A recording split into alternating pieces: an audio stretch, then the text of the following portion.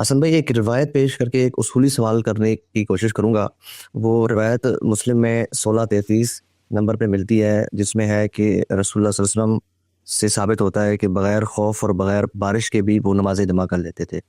تو اس طرح کی احادیث یا جتنے بھی متون ہمیں قرآن و سنت یا دین میں ملتے ہیں، ان کو جس طرح سے جنرلی انٹرپریٹ کر لیا جاتا ہے کہ پھر اس کا مطلب ہے کہ بلا کسی عذر کے نمازیں جمع کرنے کا حکم یہاں سے نکل رہا ہے۔ تو آپ نے پچھلی نشست میں بھی اہل حدیث ذہنیت اور ہرمیونیٹکس پہ بات کی تھی، تو اس روایت کو مثال کے طور پہ رکھ کے آپ اس پہ روشنی ڈالیں کہ یہ اہل حدیث ذہنیت اور ہرمیونیٹکس کیا ہوتا ہے۔ جی دیکھیے، جو بھی روایت ہمارے سامنے آتی ہے، سب سے پہلے ہمیں یہ دیکھنا ہوتا ہے کہ یہ قرآن مجید کی کون سی اصل ہے جس کی شرح و وضاحت کر رہی ہے، کیونکہ رسالت مآب صلی اللہ علیہ وسلم کی جو ذمہ داری ہے وہ دین پہنچانے کی ذمہ داری ہے۔ یہ آپ کا امت پر احسان ہے، آپ کی شفقت ہے کہ آپ نے اس دین کی ہدایت کے اندر اگر کوئی عقلی مضمر تھا تو اس کو کھول دیا ہے، اگر کوئی لسانی مضمر تھا تو اس کو کھول دیا ہے۔ یہ آپ کی ذمہ داری نہیں تھی، لیکن یہ آپ کی شفقت ہے، رافت ہے، رحمت ہے، محبت ہے، کرم نوازی ہے کہ انہوں نے دین کی شرح و وضاحت کا یہ فریضہ بھی انجام دیا۔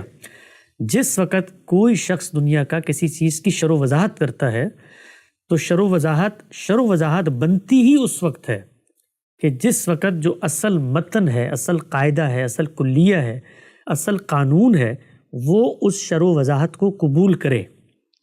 اگر وہ اس کو قبول نہیں کرتا یا اس چیز سے جو تصور آپ نے قائم کیا ہے، تو اس چیز کو شرح و وضاحت کہا ہی نہیں جا سکتا۔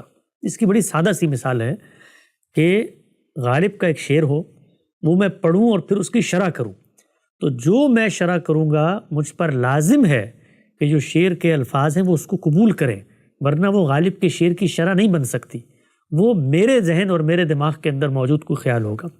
تو پیغمبر صلی اللہ علیہ وسلم کے بارے میں یہ تصور ذہن میں لانا محال ہے، نعوذ باللہ ممکن نہیں ہے کہ دین کی ہدایت کو ایک طرف رکھ کر آپ الگ سے انڈیپینڈنٹلی کچھ ہدایات کا اجرا کر رہے ہوں۔ یہ ناممکن ہے۔ پیغمبر کے بارے میں یہ سوچا نہیں جا سکتا۔ پیغمبر کے بارے میں تو اللہ تعالیٰ نے یہاں تک کہا ہے کہ جو پیغام میں نے تمہیں دیا ہے، یہ اس کو پہنچانا تمہاری ذمہ داری ہے۔ اس کو پہنچانے میں اگر کوئی کمی کوتاہی ہوئی تو رگے جان تک کاٹنے کی نوبت آ سکتی ہے۔ اتنا سخت کام ہے، تو کبھی پیغمبر اس سے آگے نہیں بڑھتے، اور اگر کہیں اطلاق میں اجتہادی غلطی بھی ہو جائے تو اللہ اس پر انہیں قائب نہیں رہنے دیتا۔ تو پہلی چیز یہ سمجھیں کہ روایت کے اندر جو بھی چیز آئے گی، وہ جو اصل دین موجود ہے، اس کے اندر جو اصول موجود ہیں، وہ ان کی شرح و وضاحت ہوگی، ان کی تفہیم و تبیین ہوگی۔ تو اس معاملے میں اصل دین کیا کہتا ہے؟ اصل دین یہ کہتا ہے کہ ان الصلاۃ کانت علی المؤمنین کتابا موقوتا، کہ نماز انسانوں پر اوقات کی رعایت سے مقرر کر دی گئی ہے۔ گویا نماز اس وقت ادا کی جائے گی جس وقت اس کا اوقات متعین اور طے ہے، اور نمازوں کے جو اسماء ہیں، نام ہیں، فجر، ظہر، عصر، مغرب، عشاء، یہی ان کے اوقات بھی ہیں۔ گویا اوقات ہی کو اسماء میں ڈال دیا گیا، نام میں بدل دیا گیا۔ انہی میں نماز قرآن نے لازم کی ہے، یہی سنت قائم کی گئی ہے۔ اس میں تو اختلاف ہو سکتا ہے کہ ان اوقات کے اندر آپ نے کب نماز پڑھنی ہے، اس میں رسالت مآب صلی اللہ علیہ وسلم کا بھی اسوہ ہوگا، اس میں موسم اور حالات کا بھی دخل ہوگا۔ مثال کے طور پہ گرمیاں زیادہ ہیں تو آپ ذرا ٹھنڈا کر کے ظہر کو عصر کے قریب پڑھ لیتے ہیں۔ تو یہ تو طے ہے کہ اوقات کی رعایت سے نماز فرض کی گئی ہے۔ اب کوئی شخص بغیر کسی عذر کے، بغیر کسی استثناء کے اس کے اندر کوئی تبدیلی تغیر نہیں کر سکتا۔ پھر قرآن مجید نے ہمیں خود بتایا کہ بعض ایسے حالات درپیش ہوتے ہیں، عبادات کے اندر یہ چیز پیش نظر رہنی چاہیے کہ تیسیر کا اصول ہے، وہاں پر استرار کا اصول نہیں، حلت و حرمت میں استرار ہوتا ہے۔ عبادات میں تیسیر ہے، یعنی غیر معمولی مشقت اگر آ گئی ہے تو آپ نے آسانی کی طرف چلے جانا ہے، خود اللہ تعالیٰ نے رخصت دے دی ہے۔ تو قرآن مجید نے ہمیں یہ بات بتا دی، جنگ کے موقع پر جب افراتفری ہوتی ہے، آپادھاپی ہوتی ہے، لوگوں کو پتہ نہیں ہوتا، حالات واقف نہیں ہوتے، تو اس موقع پہ کہا کہ ان خفتم، اگر تمہیں اندیشہ ہو تو تم نماز آدھی کر سکتے ہو۔ اب وہ آدھی کیسے کرنی ہے؟ خود پیغمبر نے سنت کے ذریعے بتا دیے کہ 4 2 بن جائیں گی، 3 3 ہی رہیں گی، مغرب میں قصر نہیں ہوگی، اور باقی جو ہے ظہر، عصر اور عشاء اس میں قصر ہو جائے گی۔ اس کو بطور سنت جاری کر دیا اسی اصول کے تحت۔ تو خفتم کا اصول تھا، وہ اصول تھا جنگ کے موقع پر۔ لیکن دین میں جب بھی کوئی ہدایت دی جاتی ہے تو وہ مبنی بر علت ہوتی ہے، اس کے پیچھے ایک ریزن اور ایک حقیقت ہوتی ہے۔ تو اللہ کے پیغمبر نے اس ریزن کو وہاں سے اٹھایا، ان خفتم جو جنگ کے پس منظر کی آیت تھی، اور عام سفروں میں بھی چونکہ مشقت پیش آتی ہے، چونکہ تردد پیش آتا ہے، ان پر بھی اطلاق کر دیا۔ یہی سوال سیدنا عمر نے رسول اللہ صلی اللہ علیہ وسلم سے کیا ہے کہ یہ تو قرآن نے جنگ کے موقع پر ایجاد دی تھی، آپ نے یہاں پر کیوں یہ کام کر دیا؟ تو انہوں نے فرمایا کہ اللہ کی عنایت ہے، یعنی مشقت کے موقع پر خدا کی یہ عنایت ہے، رخصت ہے، اس سے فائدہ اٹھاؤ۔ تو یہ چیز ہمیں معلوم ہوئی کہ جو اصل قانون ہے اس کے اندر بھی رعایت دی گئی ہے، کس بنیاد پہ؟ ان خفتم کی بنیاد پر۔ اب جو بھی رعایت آپ لیں گے، نماز قصر کرنے کے حوالے سے، نماز جمع کرنے کے حوالے سے، نماز میں اگر تاخیر ہو رہی ہے تو 2 نمازوں کو ملا کر پڑھنے کے حوالے سے، یہ سب کچھ اس تردد کے ذیل میں آنا چاہیے۔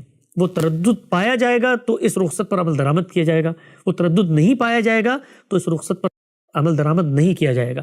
اب جب روایت ہمارے سامنے آتی ہے تو ہم نے روایت میں یہ عقلی مضمر مان کر داخل ہونا ہے، یعنی یہ جو اہل حدیث ذہن جس کی طرف آپ نے اشارہ کیا، جو اصل غلطی ہوتی ہے کہ وہ روایت کو اصل بنا لیتا ہے، یہ جو پیچھے کی پوری میں نے ابھی تقریر کی قرآن پہ مبنی، یہ وہاں پر معذوف ماننی پڑے گی، یہ عقلی مضمر وہاں پہ ماننا پڑے گا۔ جب آپ یہ مانیں گے تو پھر آپ کو سمجھ میں آئے گا کہ رسول پاک صلی اللہ علیہ وسلم نے کیا کیا ہے۔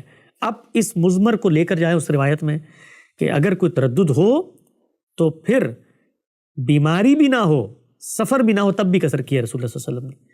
تو یہ روایت میں کہاں لکھا ہوا ہے کہ اس کے علاوہ کوئی اور تردد نہیں تھا؟ بتایا یہ گیا ہے کہ بیماری بھی نہیں تھی اور سفر بھی نہیں تھا، تب بھی آپ نے کیا۔ اس کا مطلب کیا ہے؟ اس کا مطلب یہ ہے کہ عذر پایا جائے گا، کوئی اور پہلو ہو سکتا ہے، تو اس کے اندر اگر انہوں نے یہ دونوں چیزوں کو استعمال نہیں کیا تو کوئی تیسرا عذر ہوگا جس کی وجہ سے انہوں نے یہ کام کیا ہے۔ اگر تیسرا عذر نہیں ہے تو اس کا مطلب اصل قانون کے اندر آپ نے ایک ترمیم کر دی ہے۔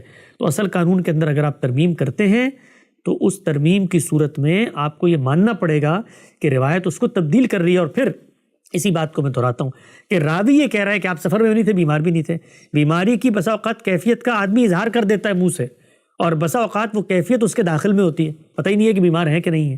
بیماریاں مختلف نوعیتوں کی ہوتی ہیں، بسا اوقات آدمی ذہنی خلجان میں ہوتا ہے، کسی تردد میں ہوتا ہے، اضطراب میں ہوتا ہے، تو بیماری آپ کو دیکھنے والے کو نہیں لگ رہی لیکن ممکن ہے اندر کوئی نہ کوئی چیز چل رہی ہو۔